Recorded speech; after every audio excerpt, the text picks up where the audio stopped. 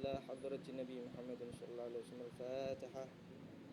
أعوذ بالله من الشيطان الرجيم. بسم الله الرحمن الرحيم. الحمد لله رب العالمين الرحمن الرحيم مالك يوم الدين إياك نعبد وإياك نستعين اهدنا الصراط المستقيم صراط الذين أنعمت عليهم غير المغضوب عليهم ولا الضالين.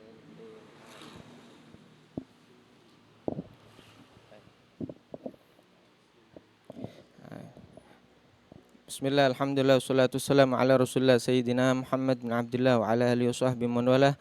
Wa la hawla wa la quwwata illa billah. Rabbi syrah li sadri wa yassir li amri wa halul 'uqdatam min lisani yafqahu qawli wa saddid lisani wahdi qalbi bihaqqi Sayyidina Muhammadin al-ali ma ba'd.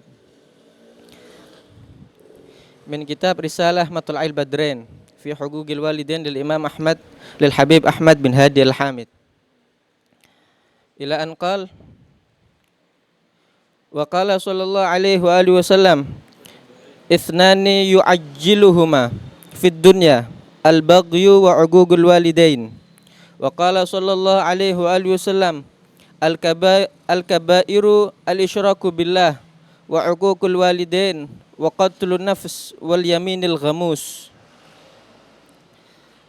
Ini masih di dalam kitab Risalah Matla'il Badrain fi Huquqil Walidain tentang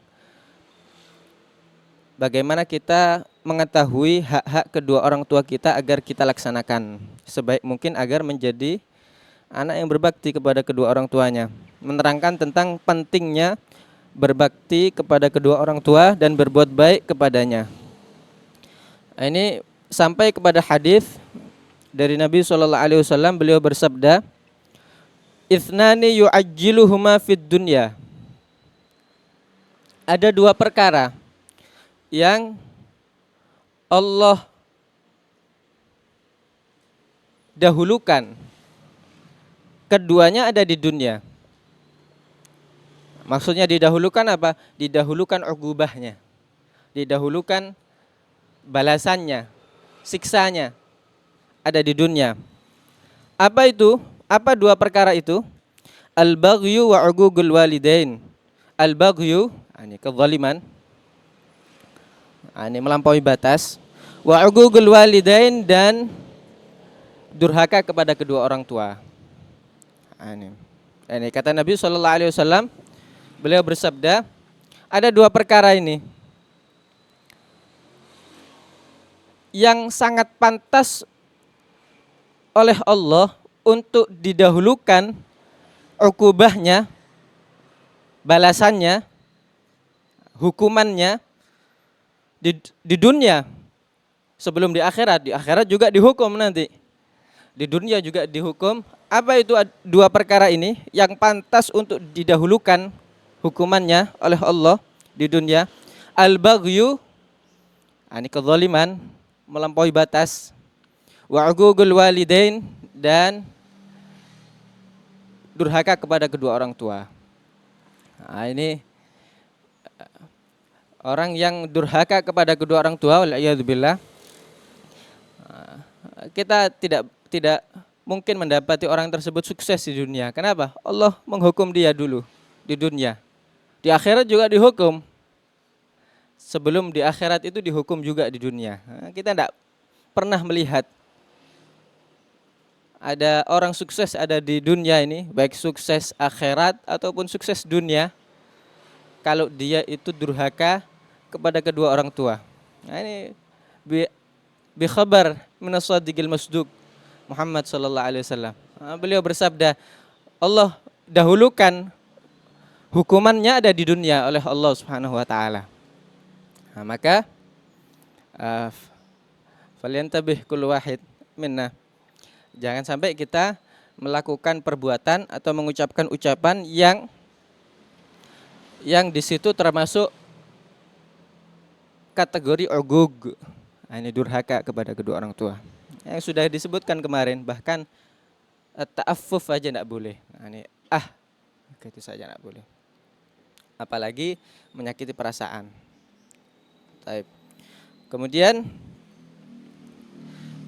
Nabi SAW juga bersabda, al-kabairu al-isyraku billah wa 'uququl walidain wa qatlun nafs wal yaminul ghamus. Al-kabair. Apa kabair? dosa besar. Al-kabair jamak, mufradnya al-kabirah. Dosa-dosa besar itu kata Nabi dalam hadis ini, beliau sebutkan apa aja dosa besar itu? Al-isyrak billah. Nah, ini tidak ada yang menandingi ini sudah. Menyekutukan Allah Subhanahu wa taala. Menyekutukan Allah. Menyembah selain Allah. Ini dosa besar. Kemudian yang kedua, wa uququl walidain, durhaka kepada kedua orang tua. Wa qatlun nafs, membunuh jiwa yang hidup. Kemudian yang keempat, al-yaminul ghamus. Nah, ini sumpah al-ghamus. Dikatakan al-ghamus li'annahu yaghmis sahibaha ila nari jahannam. Kenapa? Karena akan menjerumuskan, yaghmis, menenggelamkan orang yang berbuat itu ke neraka jahanam. Al-yamin, sumpah dusta yang dia lakukan untuk membenarkan sesuatu yang batil atau membatilkan sesuatu yang benar. Al-yaminul ghamus itu termasuk al-kabair. Dan al-kabair katsirah, banyak sekali. Ini kitab yang sangat lengkap di dalam menerangkan al-kabair. Nah, itu kitab apa? Az-Zawajir Biktirafil Kabair. Karangan siapa? Itu Az-Zawajir. Itu kitab yang paling lengkap, yang paling bagus untuk menerangkan al-kabair. Di sini syahid al-uququl walidain bukan dosa kecil itu, dosa besar. Durhaka kepada kedua orang tua adalah termasuk dosa besar. Nah, ini kullu wahid liyantabih li nafsihi, agar tidak muncul dari dirinya suatu perbuatan ataupun perkataan yang mengkategorikan itu sebagai uquq, apa itu, durhaka kepada kedua orang tua. Kalau ada yang sudah lewat, segera minta ridho, segera minta maaf. Karena memang ini bulannya, sudah momennya, bulan untuk maaf. Nah, sebagaimana tadi malam diterangkan, Allah bertajalli di bulan ini dengan sifatnya al-maghfirah, maaf. Alas, kita meminta maaf kepada sesama.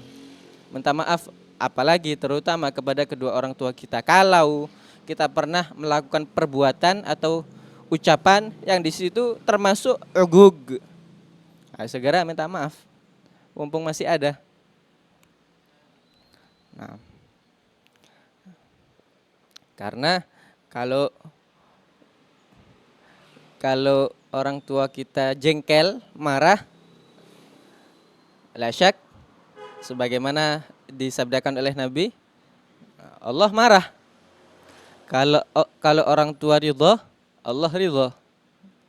Maka ya tidak berfaedah itu kita ibadah, kita thalabul ilm, kalau orang tua kita marah sama kita, jengkel sama kita. Allah marah, Allah ridho. Allah marah, Allah murka.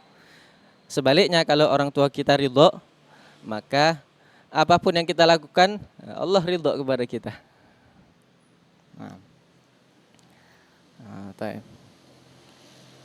Baik, melanjutkan kajian kita pada apa yang telah dikarang oleh Syekh Salim bin Abdullah bin Sa'ad bin Sumair al-Hadrami dalam kitabnya Safinatun Najah,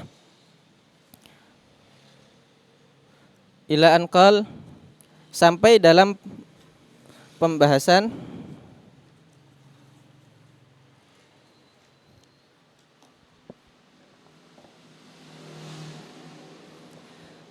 kita sudah membahas sebelumnya, telah kita bahas tentang arkanul Islam, sudah kita bahas. Habis itu setelah arkanul Islam kita telah membahas arkanul iman dan makna la ilaha illallah kemarin.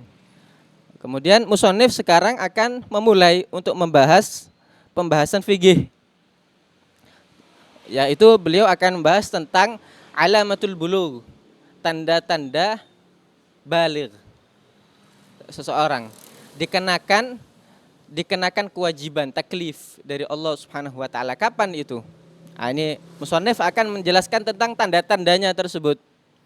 Ini musannif setelah menjelaskan tentang arkanul Islam, kemudian arkanul iman, musannif tidak menjelaskan tentang tentang ar-ruknul tsalits. Sebagaimana kita ketahui di hadis Jibril itu. Setelah Nabi SAW ditanya tentang Islam, kemudian ditanya tentang iman, Nabi ditanya tentang ihsan. Tapi di sini tidak disebutkan karena memang al-ihsan di sini bukan yang sebenarnya itu adalah magam. Ini magamul ihsan, bukan ruknul ihsan, akan tapi magamul ihsan. Ini makam seorang hamba ketika dia sampai ke makam tersebut, dia ya'budullah ka'annahu yarah. Fa illam yakun yarah, fa innallah yarah. Ini apa al-ihsan itu? Anta'budullaha ka'annaka tarahu wa illam takun tarahu fa innahu yaraka. Ini magam. Magam seorang hamba, dia beribadah kepada Allah. Dia beribadah kepada Allah sampai dia itu bisa menyaksikan Allah. Ka'annaka tarahu. Sampai engkau menyaksikan Allah. Kalau enggak bisa ke magam tersebut, minimal fa illam takun tarah, kalau kamu tidak bisa melihat Allah, menyaksikan Allah, fa innahu yarak, maka yakinilah betul ketika kita beribadah kepada Allah, Allah menyaksikan kita, Allah mengawasi kita. Ini magamul muraqabah. Ini di setiap keadaan kita, dimanapun kita berada, kapanpun kita, Allah Subhanahu wa taala menyaksikan kita. Allah melihat kita. Ini harus kita yakini seperti itu. Kalau nggak bisa magam yang sebelumnya, yang lebih tinggi. Apa itu? Kita beribadah sampai kita bisa menyaksikan Allah Subhanahu wa taala. Ini para auliya shalihin hakadha.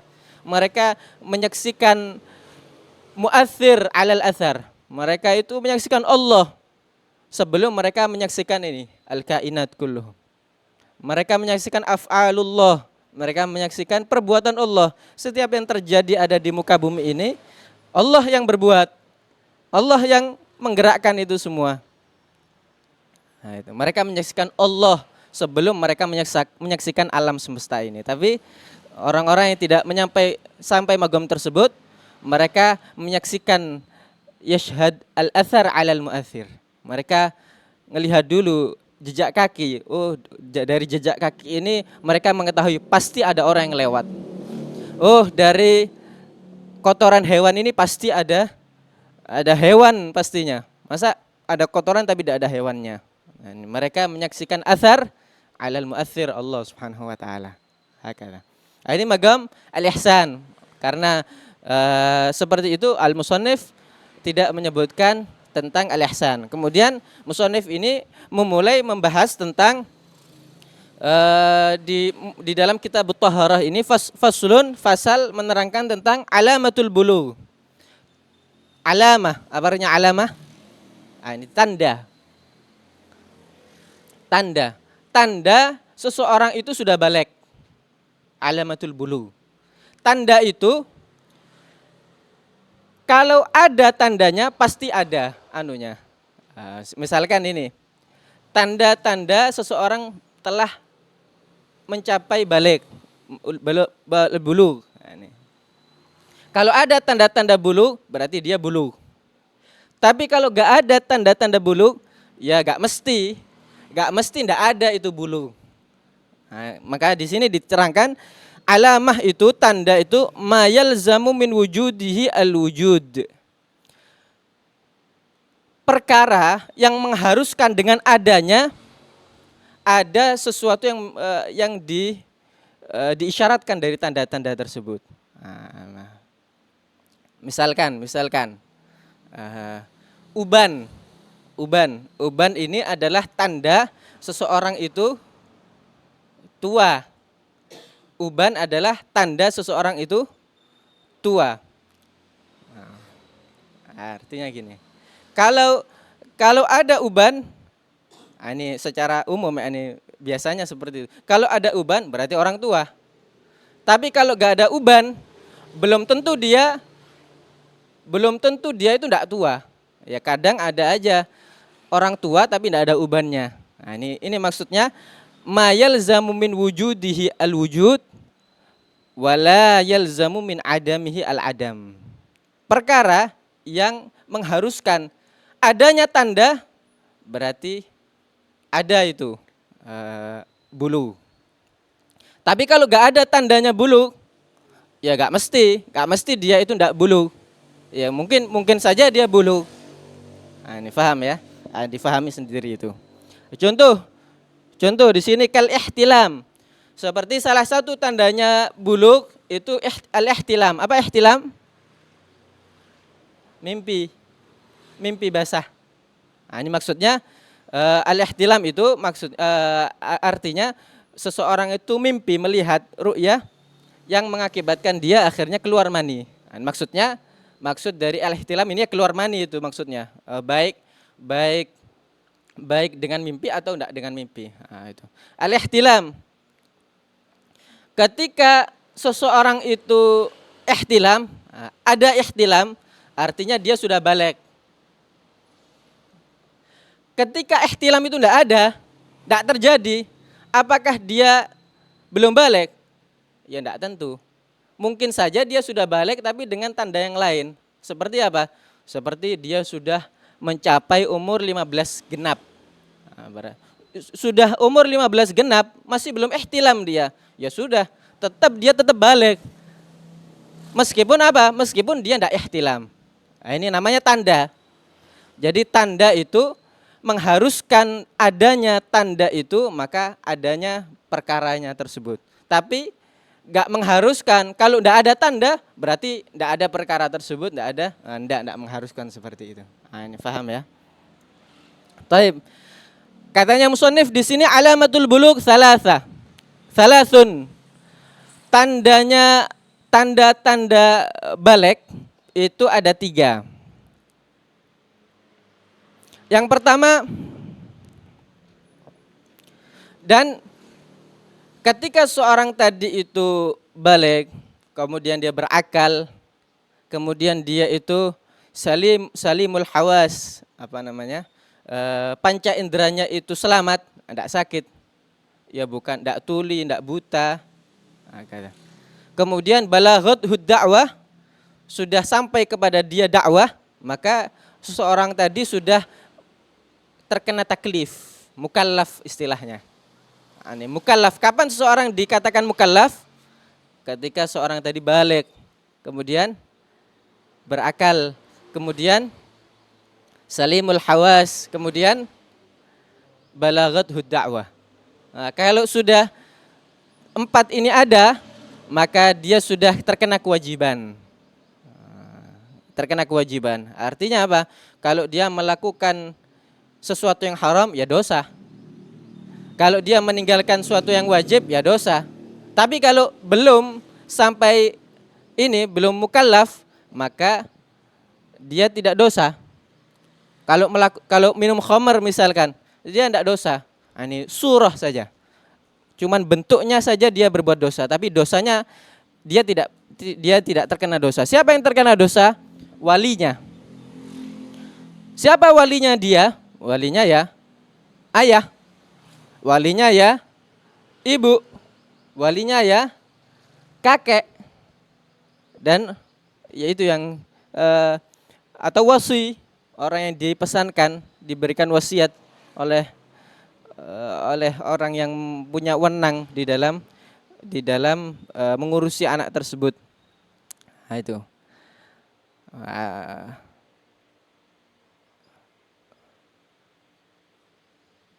Mereka yang berdosa. Kenapa? Kenapa mereka berdosa? Karena mereka ahmal. Mereka itu lalai di dalam mendidik ini. Seharusnya dari kecil ya harusnya diajari ini tidak boleh, ini haram, tidak boleh minum khamar, tidak boleh berzina, tidak boleh. Harus diajarkan kewajiban daripada sholat. Sebagaimana kata Nabi SAW, beliau bersabda, muru auladakum bisalah lisab'in wadribuhum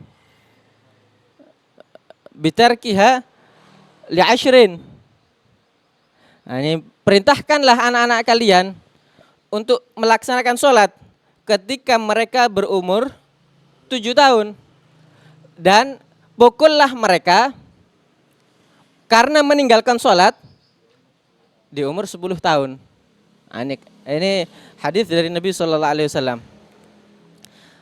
Artinya kalau seseorang itu sudah berumur 7 tahun, 7 tahun, nah, ini belum balik. Tapi dari sini Nabi menyuruh kita untuk memerintahkan mereka melaksanakan sholat. Nah, ini ada anak usianya 7 tahun, harus diperintahkan sholat. Apa cukup dengan sholat? Ya enggak cukup. Harus diajarkan dulu. Ya apa caranya wudhu, ya apa caranya sholat. Masa sholat, ayo ke masjid. Akhirnya di masjid main-main. Enggak. Nah, ini harus diajari dulu artinya. Diajari dulu sebelum umur 7 itu sudah mulai diajari. Ya apa berwudu, ya apa melaksanakan sholat. Sehingga ketika umur 7 disuruh sholat bisa melaksanakan sholat dengan tata cara yang sah, yang benar. Nah, ini muru auladakum apa tadi? Bisalah li sab'ain. Ketika umur 7 sama Nabi disuruh untuk diperintah laksanakan sholat. Wadribuhum bitarkiha li ashrin. Pukul mereka, anak-anak kalian, kalau meninggalkan sholat ketika mereka usia berapa? 10 tahun. Nah, ini ketika genap 10 tahun, Indal Imam bin Hajar, ketika genap 10 tahun, nah, ini katanya menurut Imam bin Hajar, tamamil ashar, artinya 10 sudah genap, masuk ke 11. Nah, ini dipukul kalau tidak mau sholat. Kalau Indal Imam Ramli, fibtida'il ashar, kalau sudah beranjak memulai umur ke-10, artinya genap 9, mulai ke-10 ini dipukul kalau enggak sholat. Kalau Andal Imam Ibn Hajar, tamamil ashar, artinya genap 10 mulai 11. Tapi kalau Andal Imam Ramli, ibtida'il ashar, artinya genap 9 baru memulai 10. Nah, taib. Nah, ini dipukul. Tapi pukulnya bukan pakai tongkat. Bukan yang sampai mematahkan tulang atau sampai membuat bekas ada di kulit. Enggak. Ini darab, maksudnya darab ghairu mubarrih.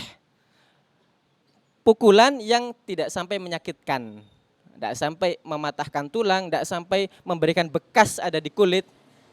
Ya cuman sekedar pukulan didikan, bukan pukulan hukuman, bukan, tapi pukulan didikan. Mungkin dengan ujung baju mungkin, ujung baju atau dengan pakai siwak. Cuman sekedar pukulan didikan untuk mendidik. Agar mereka dari kecil sudah terdidik. Terdidik apa? Melaksanakan sholat, meninggalkan yang haram. Kalau dari umur segitu gak diajarkan, ya sudah akhirnya ketika mereka balik, ya sudah terbiasa sudah meninggalkan sholat. Wala'iyadzubillah. Kenapa? Ya karena orang tuanya. Alangkah banyaknya sekarang, sebagaimana kita dengar dari guru kita, alangkah banyaknya sekarang ini ayah-ayah yang zalim dan ibu-ibu yang zalimat, yang zalim, yang gak mendidik akan hal-hal tersebut. Padahal itu adalah suatu kewajiban yang harus dipenuhi oleh kedua orang tua terhadap anaknya. Kemudian kata Nabi terusannya, wafarriquhum fil madhaji', dan pisah mereka di tempat tidur. Kalau sudah 10 tahun, ya gak boleh disatukan, satu ranjang gak boleh. Meskipun laki-laki sama laki-laki gak boleh. Apalagi laki-laki sama perempuan. Nah, sudah dipisah. Ini tempat tidurnya, nah ini fulan, anak yang pertama. Ini tempat tidurnya yang lain. Harus dipisah. Hatta sama kalau tidur sama ibunya, nah, nggak seharusnya. Kalau sudah umur 10 tahun dipisah, jangan tidur sama ibunya lagi sudah punya tempat tidur sendiri, jangan digabung. Nah ini sebagaimana yang diajarkan oleh Nabi SAW seperti itu. Kalau sehingga seseorang tadi sudah sebelum usia dia itu terkena taklif, dia sudah terbiasa untuk melaksanakan kewajiban, terbiasa untuk meninggalkan yang haram. Nah, ini karena orang tuanya yang membiasakan itu semua. Taib. Kemudian taklif seorang hamba terkena kewajiban itu kapan? Ya tadi itu dengan kalau dia itu sudah balik, kalau dia berakal, kemudian salimul hawas.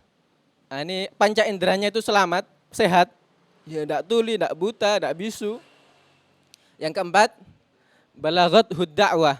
Nah, ini sampai pada mereka dakwah.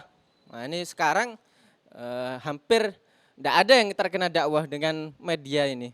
Nah, hampir semuanya terkena dakwah.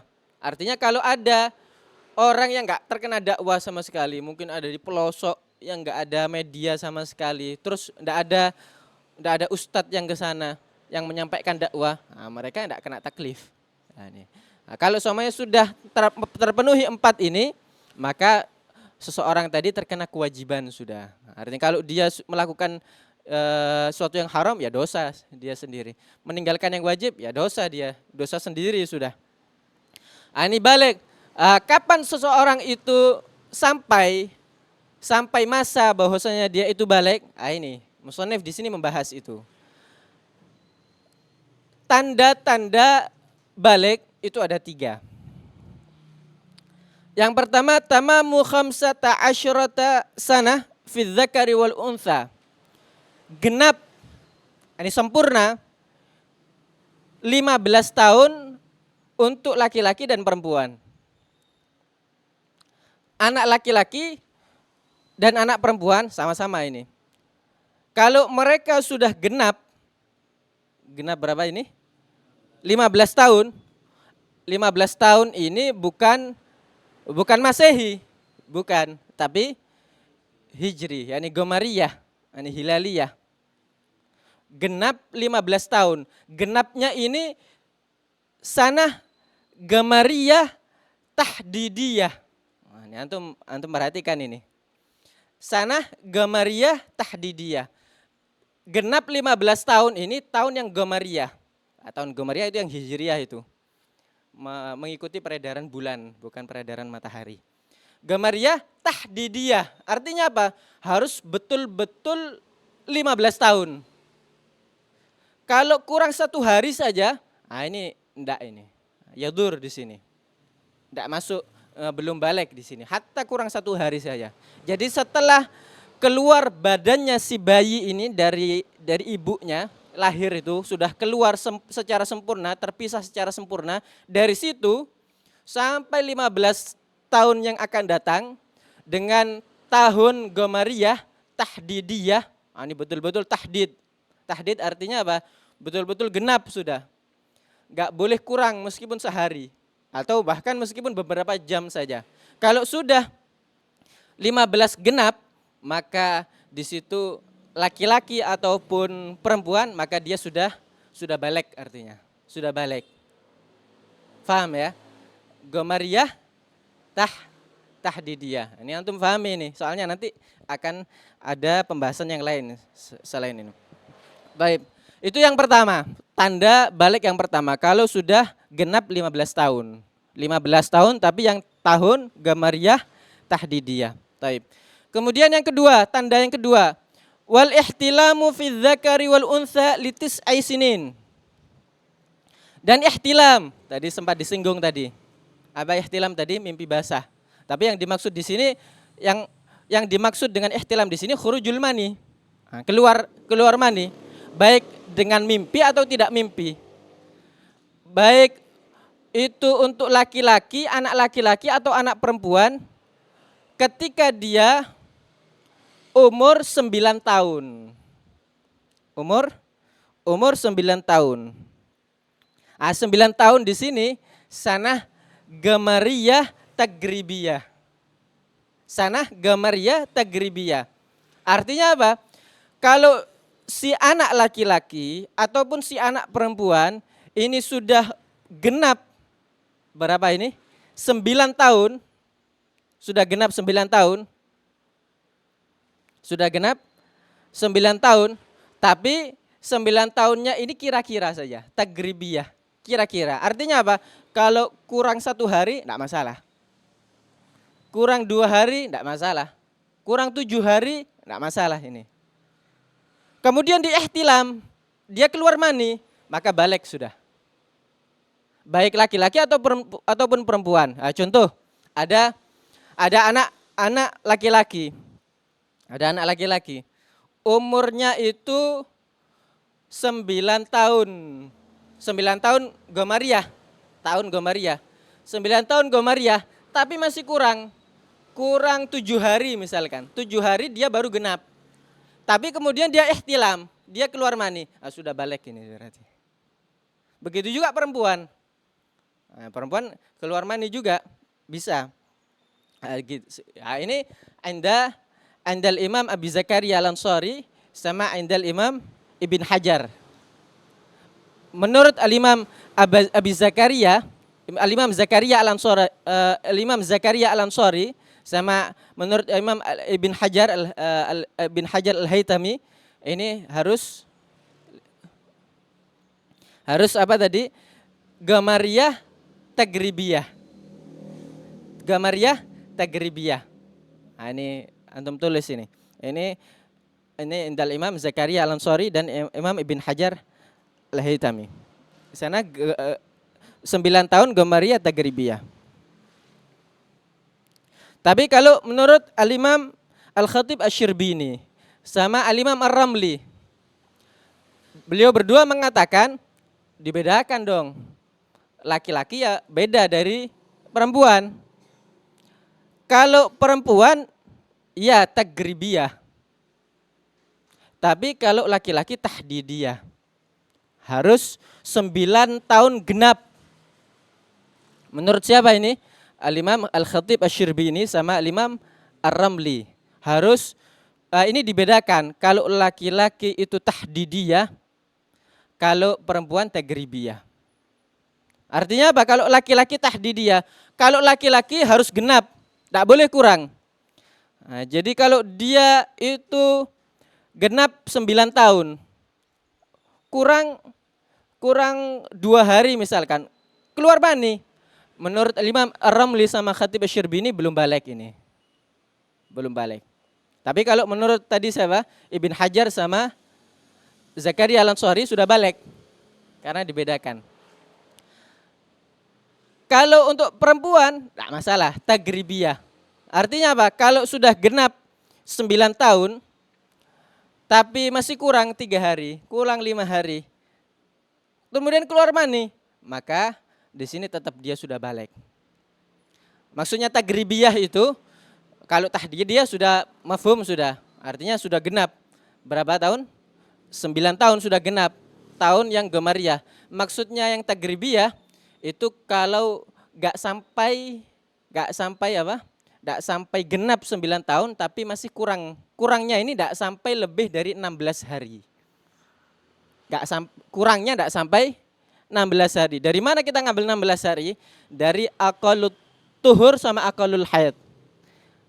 Paling sedikitnya masa bersuci bagi wanita berapa? 15 hari. Paling sedikitnya masa haid bagi perempuan berapa? 24 jam, 1 hari 1 malam. Nah, ini kalau kurangnya dari 9 tahun ini gak sampai 16 hari, maka gak masalah. Artinya ini tagribiyah kira-kira. Kurangnya gak sampai 16 hari. Tapi kalau kurangnya lebih dari 16 hari, ya ini yadur hada. Artinya ya belum balik kalau semuanya keluar mani. Ah, taib. Antum pahami itu ya? Taib. Nah, ini kalau keluar mani, maka dengan batasan yang sudah disebutkan, maka dia sudah balik. Misal, kalau dia keluar mani, tapi kemudian ditahan. Sudah nyampe di batangnya itu. Belum keluar, belum sampai ada di luar, ditahan. Di sini disebutkan seperti itu. Ditahan, ada di batangnya itu. Ditahan sama dia atau mungkin sambil diikat mungkin sama tali mungkin, biar enggak keluar mungkin. Ala kulli hal ini mudir ada mudir ada. Secara kesehatan ini sangat berbahaya. Tidak baik. Tapi kalau semuanya itu terjadi, katanya menurut Al-Imam Ibn Hajar itu dia tidak balik, belum balik. Menurut Imam Ibn Hajar itu harus keluar, harus sampai ada di luar maninya. Tapi kalau semuanya nyampe ke batang terus dia tahan atau dia ikat itu sama tali biar tidak keluar, maka menurut Al-Imam Ibn Hajar belum balik. Menurut Al-Imam Ramli sudah balik ini. Sudah balik meskipun baru nyampe batangnya saja. Sudah balik ini. Itu tanda yang kedua dari alamatul bulu. Kemudian tanda yang ketiga, wal haidhu fil untha litis'i sinin, dan haid. Ini khusus bagi perempuan ini. Karena haid ya perempuan, tidak ada laki-laki haid. Fil untha litis'i sinin, kalau sudah 9 tahun perempuan, 9 tahun perempuan, ini tagribiyah. Ini apa tadi? 9 tahun Gomariyah, tagribiyah. Ini kira-kira, tagribiyah artinya kira-kira. Tahdidiyah itu artinya pas. Kalau sudah 9 tahun tagribiyah kira-kira, kemudian si perempuan ini haid, keluar darah. Ini darah haid kama huwa ma'lun damu jibillatin yakhruju min aqsa rahimil mar'ah ala sabilis sihha fi awqatin makhsusah. Ini darah yang memang lumrah untuk keluar dari perempuan, dari ujung rahimnya perempuan ala sabilis sihha. Ini bukan sakit. Ini memang rutinitas. Kalau keluar darah haid ketika umurnya sudah 9 tahun kira-kira, artinya kira-kira apa? Kalau kurang 1 hari, kurang 2 hari, keluar haid, balik apa enggak? Balik. Kenapa? Karena kira-kira.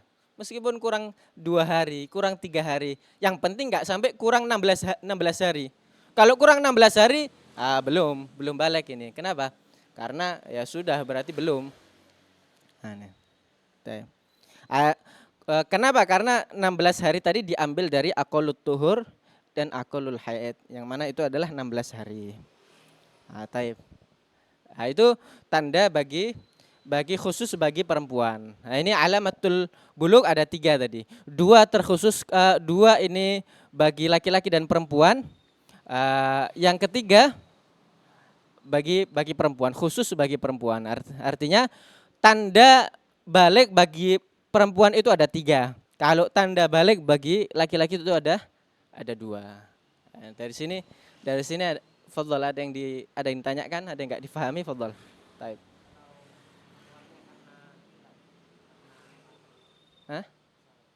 Apa itu? Darah. Keluarnya mani karena sakit.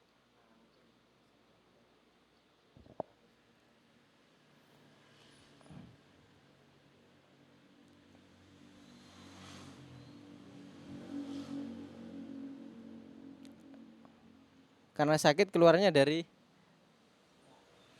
belakang. Akhirnya keluarnya dari sini. Keluarnya dari tulang sulbinya. Apa dari sini? Allah alam ya. Mungkin pernah dibahas dulu ya. Enggak tahu ana. Nanti dimurajaai lagi nanti. Baik. Wallahu alam. Tapi ada lagi?